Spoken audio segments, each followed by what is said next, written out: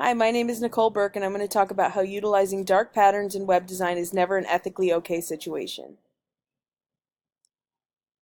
This topic was particularly interesting to me because I'm a designer and I am in this program to focus on UX UI design, but dark patterns were never something that I had heard of.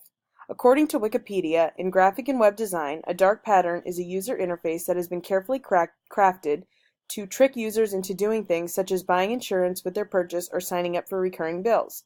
So basically, users are being tricked by manipulations of color theory and by language that is designed to be confusing. There are three main tactics that are used. The bait and switch, where a product or service is advertised in small quantities and then they're apparently sold out, so users are shown a different product. Then there's the forced disclosure tactic, which I've seen several times, where a product is offered for free or very low cost that requires users to enter in protected information, like contact info, addresses, credit card info, and then companies can later sell this information, so the user is tricked into a recurring purchase. Last, there's the Roach Motel, where things are laid out in such a way that it's difficult to clearly opt out or escape. Users most often end up opting into something that they didn't want.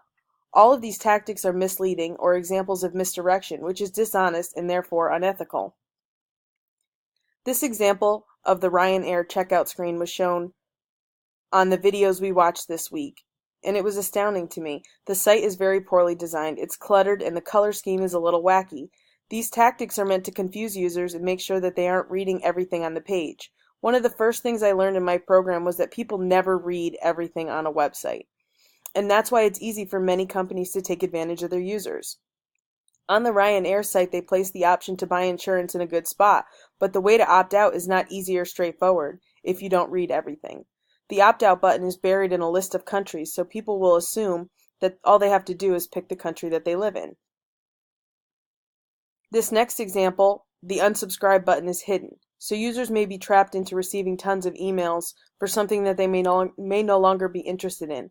I think this is a great example of the Roach Motel tactic because users aren't able to find an easy out. Dark patterns are pretty common with this unsubscribe button.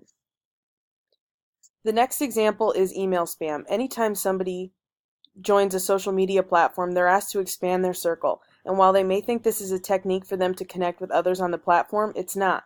With one click, you can become an email spammer unknowingly. In a case with LinkedIn, they lost a $13 million lawsuit because they turned many of their users into email spammers. Clicking that button to grow your network allows the company to send emails to everyone you know from your name, not the company's.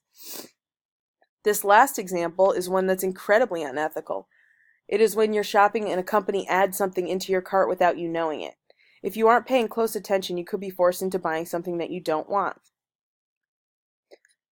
Dark patterns are unethical because they're dishonest and they're meant to trick people in a way that can be beneficial for a company or organization.